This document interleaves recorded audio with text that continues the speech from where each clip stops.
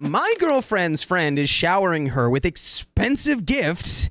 It makes us both uncomfortable. Make it rain. Make it rain. The main people are Liz, 28, female, my girlfriend, Jay, 28, male, my girlfriend's childhood friend, and me, 29, male. Thank God we stopped at 3. Liz and Jay grew up in the same neighborhood, just a few houses down from each other. Ooh, she's girl next door. They were best friends in elementary school and then drifted apart a bit in middle school. But during high school, Jay's parents went through a real nasty divorce. I'm not really clear on all the details, but I know that Jay's dad moved out and Jay and his mom were really struggling financially. By the way, this comes from user Throwaway Weird Gifts. And if you want to submit your own stories, go to the r/OKStorytime subreddit and submit them there. So, Liz's parents are about as kind, generous, and warm as people you'll ever meet. And they took care of Jay. He would often have dinner with them, do family stuff with them, crash at Liz's place. And during this time, Liz and Jay became best friends again and stayed that way until college. Jay ended up getting a major scholarship to a really good school out west and left for school while Liz stayed close to home. Over the years, they followed each other on socials but had little other contact. I met Liz a little over 3 years ago as part of a social league for volleyball in our city. By luck of the draw, we were placed on the same team, met each other at the welcome event, and really hit it off. Is that the luck of the draw? Or is that fate, my guy? It could be a bit of both, perhaps. A nice sprinkling of both. She is kind, gracious, smart, witty, beautiful, fun, and is just the right amount of competitive. That's actually really important. She's the kind of girl that guys meet and fall in love with. And I guess I'm one of those guys, but somehow she also liked me. A year after meeting, we were moving in together and talking about the future. By no means is our relationship a fairy tale romance, but we've weathered our fair share of storms and have what I believe to be a healthy relationship with a good old horizontal mambo life. We've got strong communication and shared goals and values. We've talked marriage and kids, all of it. Here's where Jay comes back into the story. Okay. A few years back, Jay started a tech company with a friend. Their company grew rapidly and was bought out by a major player in the tech world. Jay moved back to our city this year. On Labor Day, we went to a party at a friend of Liz's from high school. Jay was also there. It was the first time that Liz had seen him in probably 4 or 5 years, so the two spent a lot of the party catching up. I'm not originally from the area, so many of Liz's friends have become my friends, so I was hanging out and let them catch up. On the way home from the party, Liz said that Jay had invited us over to his new house and that we needed to find a date. A few weeks later, we headed over to Jay's house. From the moment he opened the door to greet us, Jay was weird to me. I think he didn't realize that I was coming too. Maybe he thought Liz was coming by herself. Almost the whole day, Jay spoke only to Liz. When Liz would try to introduce me in the conversation or talk about me, Jay seemed to change the subject to reminisce about old stories. It was very strange and just kind of exhausting. Yeah, this certainly is a strange scenario now, given how he's acted. At first, I was like, oh, this isn't going to be that weird. Right. Liz's family, kept Jay from being unhoused when he was a kid. Yeah. Because I'm thinking, oh, he's going to give her a bunch of gifts. And it's like, well, it's probably, he just feels now that he's in a position to repay the kindness that was shown to him that he wants to do it. But the fact that he's being like, yeah, your boyfriend, cool. Remember that time that we both stayed up until 5 a.m. reading like Harry Potter together? We were pretending to be the characters. Yeah, well, I mean, I can understand wanting to relive those things because those memories can be very sweet and very fun to relive. But it is still, I mean, especially if she's there with someone else, it's good to include him in the conversation too, instead of just being like, oh yeah, you don't know about any of this and we don't need to tell you. Actively involving. Yeah, exactly. Eventually, I went inside to the kitchen to get a drink and chatted with Jay's chef. He has a private chef to make his food. The chef was cool and confirmed that he had been told it was Jay plus one guest for dinner. Liz and I tried to chalk that whole day up to a misunderstanding that maybe he just wanted to continue catching up, but there have been plenty of awkward things since then. So, for example, when at Jay's, Liz saw a Le Creuset Dutch oven and said something about always wanting one but not being able to justify the cost. Well, you won't believe what showed up on our doorstep a few days later. The exact same Le Creuset. She one time mentioned that she really likes a very expensive classic lounge chair, but it's almost $4,000. It showed up at our place the next week. Maybe just be like, I've always wanted to own a piece of land, in like Aspen, Colorado. See what happens. I feel like if OP is complaining, then he should be like, hey, don't you really want like the new, PS5 and like the new Switch that's coming out or something? You know what I mean? And she's like, oh yeah, I really, really wanted this. And then boom, you just get free gifts for him too. Profit off of it, my guy. Until a love letter shows up with one of them. Right, yeah. And then it has to stop. Once the love letter's there, it's over. She said something the next day when we saw Jay, but he gave us this weird smile and said multiple times that he didn't know what she was talking about.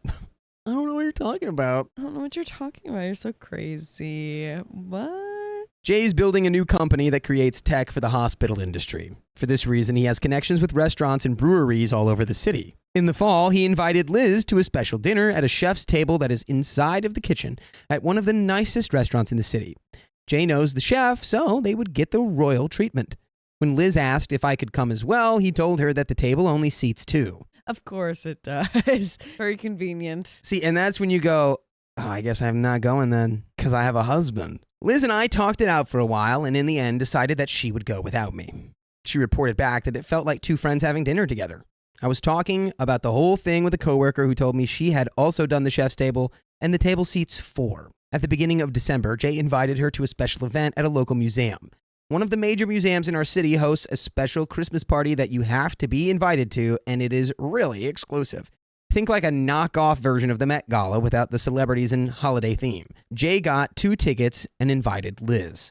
She's wanted to go for ages and never thought it was possible, so again, we talked it out and decided she would take him up on the offer. Look, at this point, this is okay. Yep. But you need to get clarity. It has plausible deniability for sure. Sure. But, inviting you to a fancy restaurant where you're inside the kitchen or something, you're sitting at the stove, whatever it is. And they grew up together, so it's okay. It's the lying that would immediately get me. On its face, it's like, well, I've known this person forever, childhood friend. We grew up together. We've been through a lot. Yep. But why is he saying that the table only seats 2 and it seats 4? Why is he taking you to the Met Gala of our city? Yeah. I bet you he could have got 3 tickets. For sure. And put an effort to talk to OP too. Right. I think we know what the answer to these questions is. As OP's partner, it's like you need to go to Jay and be like, hey, so we're just friends. That's all we're ever going to be because I'm married to my husband and I love him. Yep. I love you too. You're my best friend. Different way though. Right. Again, at the event, she says he acted like a friend,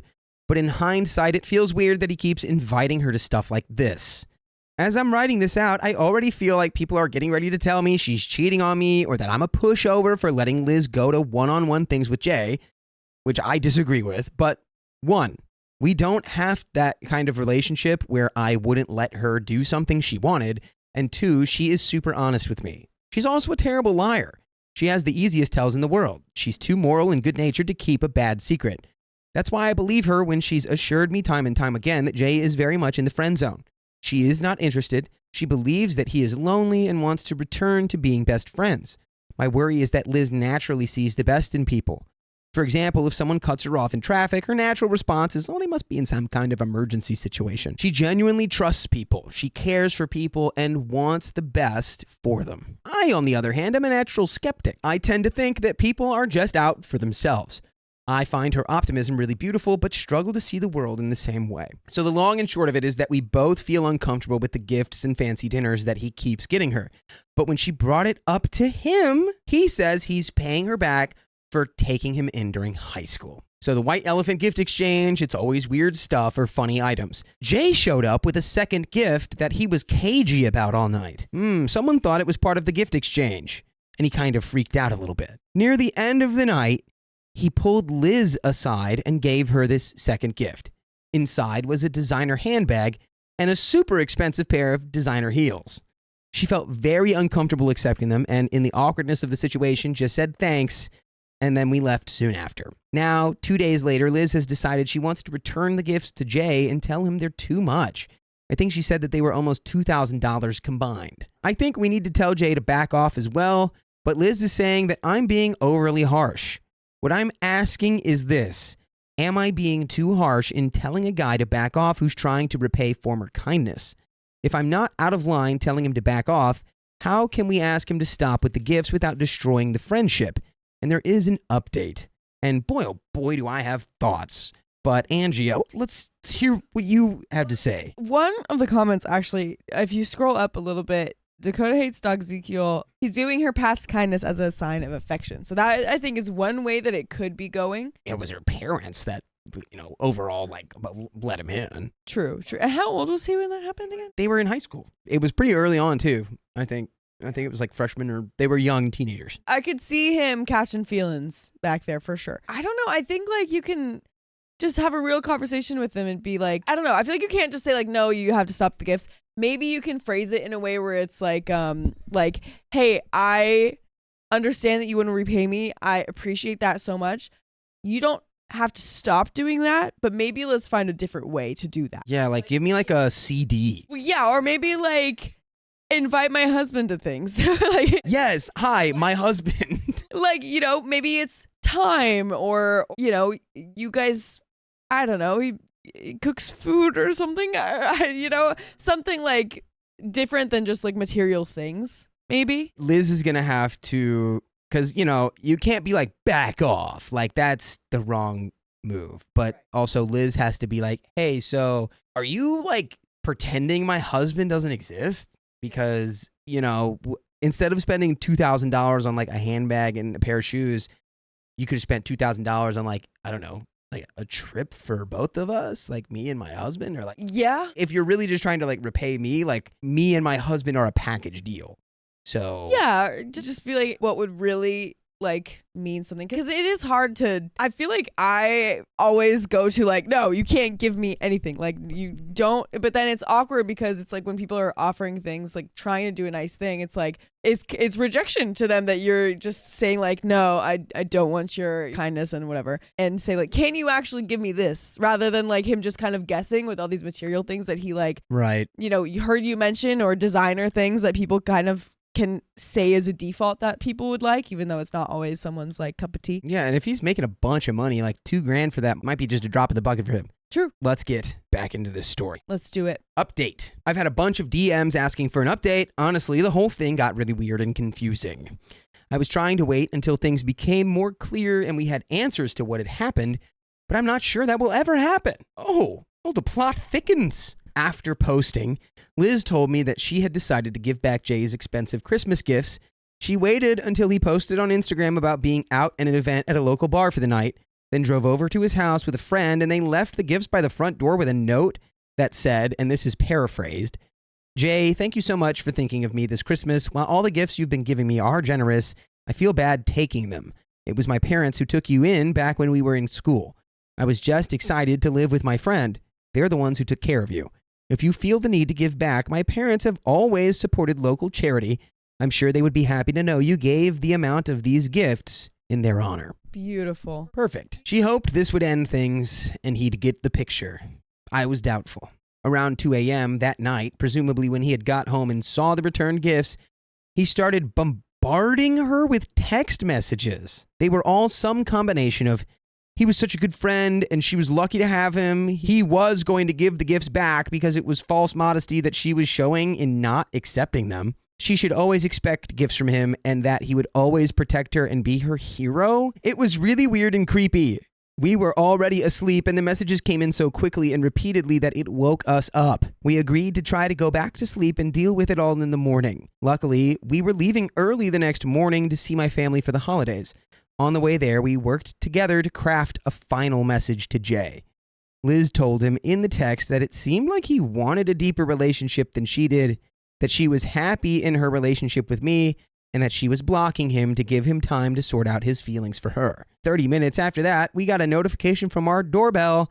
I'll give you one guess who it was. He shows up at their house? Oh my gosh. He came back a few hours later to bring the gifts back. Then he came back again the next morning, and then again that evening.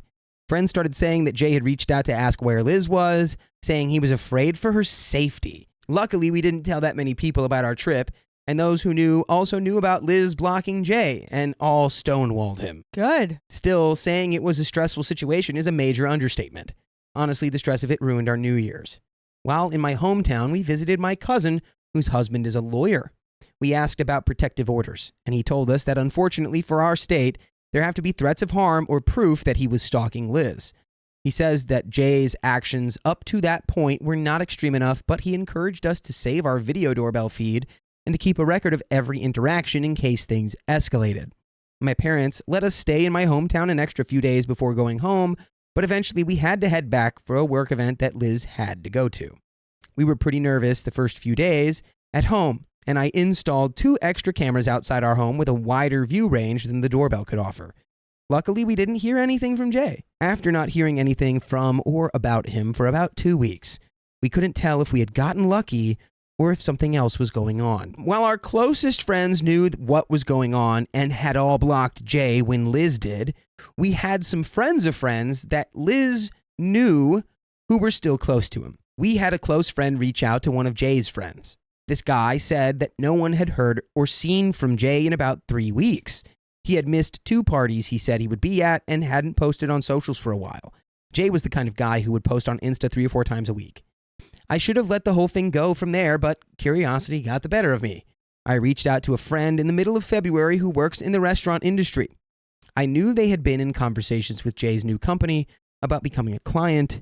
This friend told me that they hadn't heard from Jay in over a month, but that there was a rumor going around that Jay's business partner, and I guess the entire new business, was tied to some sketchy stuff, and a lot of the restaurants he knew of had gotten cold feet. No one had heard from Jay in a while, and this friend had not seen him at a recent industry event. This caused one of our friends and me to go into detective mode. Back when Jay had first moved back to the area, a bunch of us were invited over to a party at his house, which was a huge mansion in a super wealthy area. Liz and I were having a hard time remembering, but we feel like he was telling people he had just bought it. Let me guess. This is my conspiracy. Let's hear it. Jay's business was funded by dirty money, and all of his little gifts and all of his, his mansion and all of his cool stuff, it's all bought on credit, so to speak, or it's a rental, right? Okay. Why are you giggling? What is... I just think that's funny. I thought you were like tying that to something else you might know. No, I just think that's funny. Yeah. I think you're being funny. And I'm laughing. Dakota's like, why are you laughing? Is that allowed? This is serious business. Guys, I think that this is all some sort of scheme for a money laundering thing, and it's really serious. Last week, the friend who I've been doing detective stuff with found that house on a website full of luxury homes for long-term rental. We checked on Zillow, and the house was last sold almost a decade ago, so we don't think that he bought it and rented it out. We looked up a news report for when his company sold, and we didn't see his name anywhere in the article. That being said, the only person it named was the CFO, so maybe he was an owner? We can't figure it out. So that's it. We don't have any answers for what happened to Jay.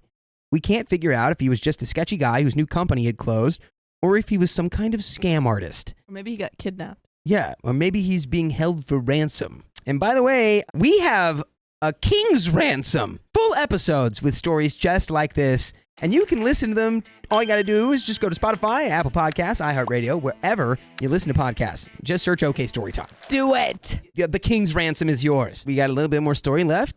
I think, hey, happy trails, Jay. I hope they're not dangerous. Let's finish this story. Part of me thinks that he got a payday and is probably living in Costa Rica or something, but I wouldn't be surprised if he had been telling stories the entire time. Maybe he only owned a few shares in the company, so he had a bit of cash but conflated his role and his bank account. I don't think we will ever have answers. On the plus side, it seems like he's out of our lives, and while we're continuing to keep an eye out, we're hoping we don't ever have to see him again. And that is the end of that story. That is the end.